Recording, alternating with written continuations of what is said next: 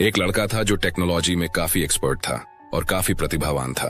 उसने लगभग 20 वर्ष से कुछ ही अधिक की आयु में वाईफाई का एक मुख्य घटक डिजाइन करके पेटेंट अपने नाम किया था। वह कई कंपनियां शुरू करके बेच चुका था और बेतहाशा कामयाब था। वह $100 के नोटों की कई इंच मोटी गड्डी साथ लेकर घूमता था, जिसे वह हर किसी को दिखाता था, फिर चाहे वे देखना चाहते हो या नहीं। वह अपनी धन संपदा की खुलकर डींग मारता, खासकर जब वह नशे में धुत होता।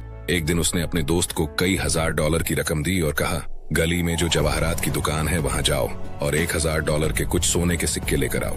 1 घंटे बाद हाथ में सोने के सिक्के लिए वह लड़का और उसके दोस्त एक डॉक के चारों तरफ इकट्ठा हो गए, जो प्रशांत महासागर के सामने था। फिर उन्होंने उन सिक्कों को पानी में फेंकना शुरू कर दिया।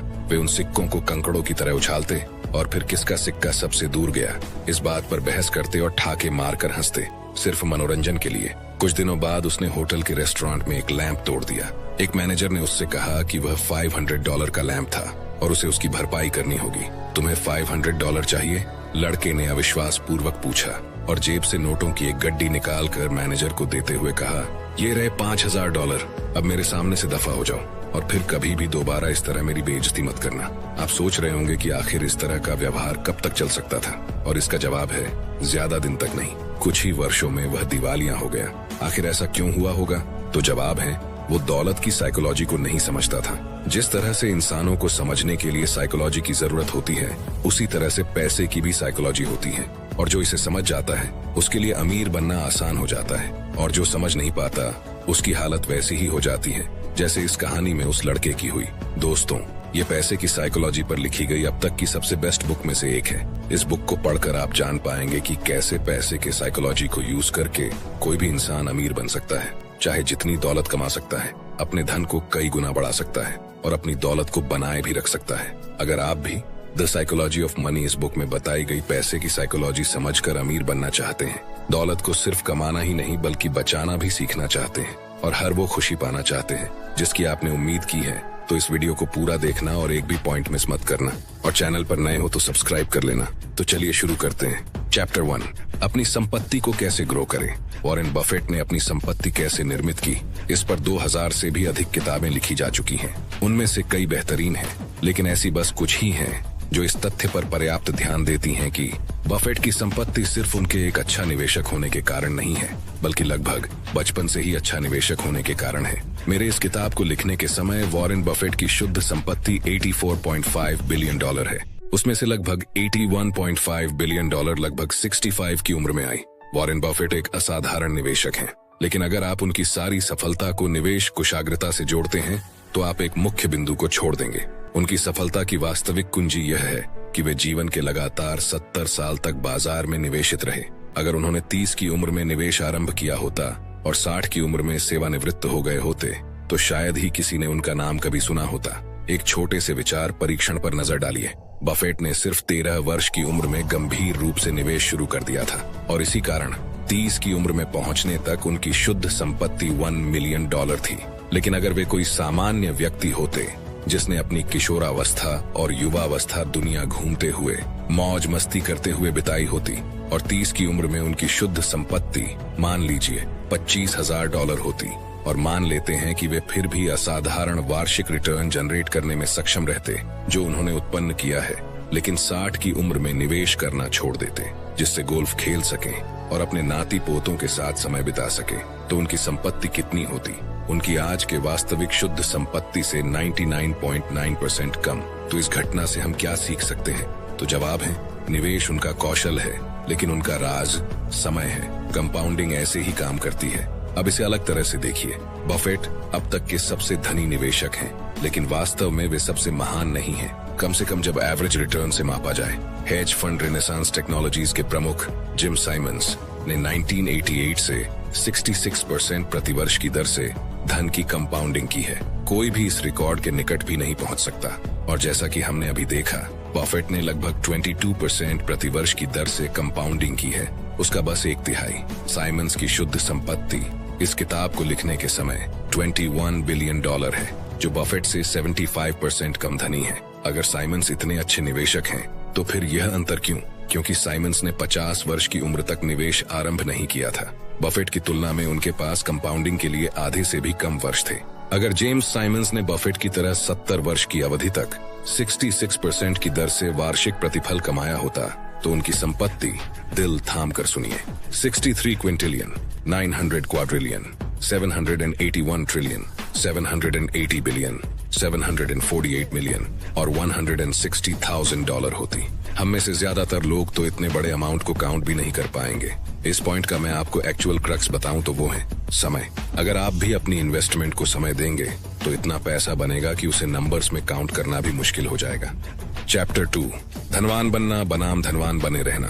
धनवान बनने के लाखों तरीके हैं और ये कैसे करना है इस पर अनेकों किताबें भी उपलब्ध हैं, लेकिन धनवान बने रहने का सिर्फ एक ही तरीका है और वो है थोड़ी मितव्ययिता, मतलब अपने खर्चों पर कंट्रोल रखना।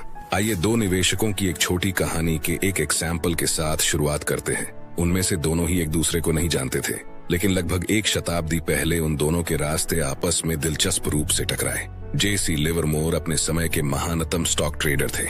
उनका जन्म 1877 में हुआ और जब लोग जानते भी नहीं थे कि ट्रेडिंग क्या है, उस समय वे एक पेशेवर ट्रेडर बन गए थे। 30 वर्ष की उम्र में उनकी संपत्ति $100 मिलियन थी। 1929 में जेसी लिवरमोर विश्व के सबसे जाने माने निवेशकों में से एक थे। 1929 के अक्टूबर महीने में स्टॉक मार्केट में इतनी बड़ी गिरावट हो गई कि स्टॉक मार्केट के 75% पैसे का सफाया हो गया और ट्रेडर रातों रात कंगाल हो गए।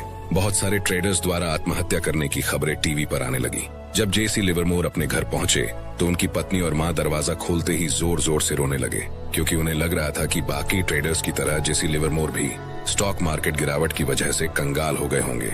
लेकिन हुआ बिल्कुल इसके उल्टा। लिवरमोर ने अपनी पत्नी और मां को बताया कि आज उनके जीवन का सबसे अच्छा दिन था, क्योंकि आज उन्होंने मार्केट ऊपर जाने पर नहीं बल्कि मार्केट नीचे जाने पर दाव लगाया था। मतलब उन्होंने शॉर्ट किया था। जो लोग स्टॉक मार्केट में ट्रेडिंग करते हैं उनको पता होगा कि शॉर्ट करने पर मार्केट जितना नीचे जाता है, ट्रेडर का मुनाफा उतना ही बढ़ता जाता है। इसलिए मार्केट जितना ज्यादा नीचे गिर रहा था, उतना ही ज्यादा लिवरमोर का मुनाफा बढ़ रहा था। उन्होंने अपने परिवार को बताया कि आज हम शानदार ढंग से अमीर हो गए हैं और जो भी चाहे वह कर सकते हैं। आज मैंने स्टॉक मार्केट से $3 बिलियन से भी अधिक की कमाई की है। $3 बिलियन अगर इंडियन रुपीज में इसे कन्वर्ट करें तो ये रकम होगी 250 अरब, 24 करोड़, 48 लाख और 50,000 रुपए। स्टॉक मार्केट के इतिहास के सबसे खराब महीने में वे विश्व के सबसे धनवान लोगों में से एक बन गए थे। लेकिन सिर्फ 4 साल बाद इस कहानी में यू टर्न आ गया। 1929 के सफलता के बाद लिवरमोर ने अधिक आत्मविश्वास से और बड़े से बड़े निवेश किए। यह उनके सर से ऊपर चला गया। वे कर्ज में डूब गए और अंततः स्टॉक मार्केट में सब कुछ गंवा बैठे।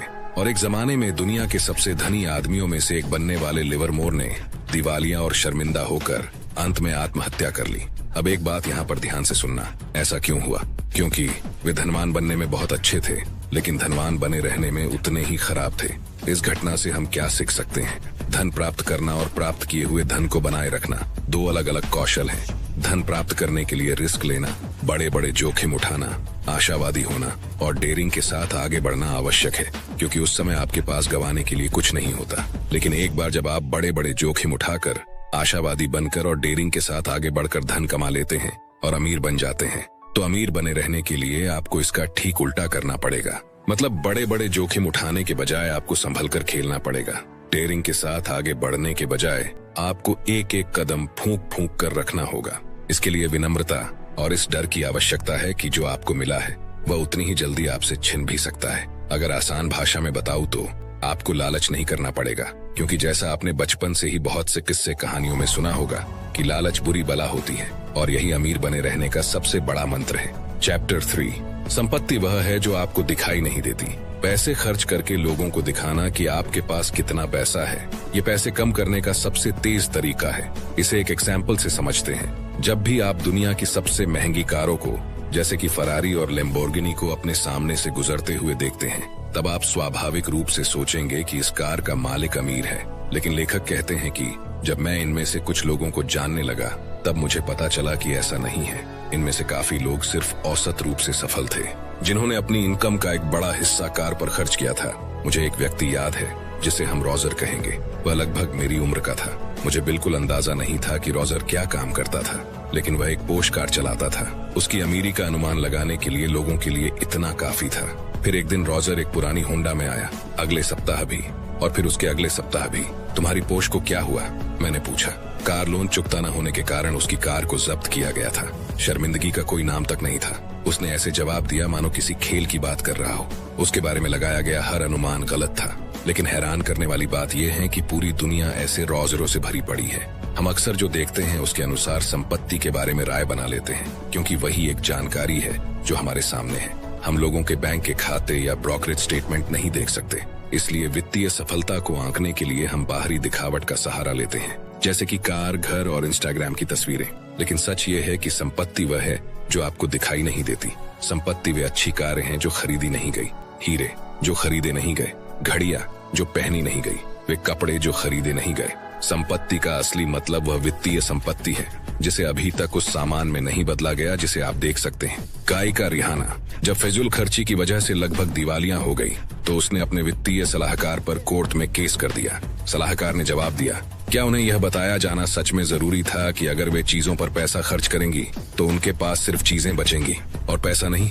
आपको इस बात पर हंसी आ सकती है, लेकिन इस सवाल का जवाब है हाँ, लोगों को यह बताना पड़ता है। अधिकतर लोग जब यह कहते हैं कि वे करोड़पति बनना चाहते हैं, असल में उनके कहने का मतलब ये होता है, मैं $1 करोड़ खर्च करना चाहूंगा। और यह करोड़पति होने का ठीक विपरीत है। समृद्ध होने का एकमात्र तरीका यह है कि जो पैसा आपके पास है उसे खर्च न किया जाए। ये न सिर्फ संपत्ति संचित करने का एकमात्र तरीका है, बल्कि संपत्ति की परिभाषा भी है। संसार ऐसे लोगों से भरा पड़ा है जो दिखने में भले ही सादे सिंपल हो, लेकिन वास्तव में समृद्ध हैं, और ऐसे लोगों से भी जो अमीर नजर आते हैं लेकिन दिवालिया होने की कगार पर हैं।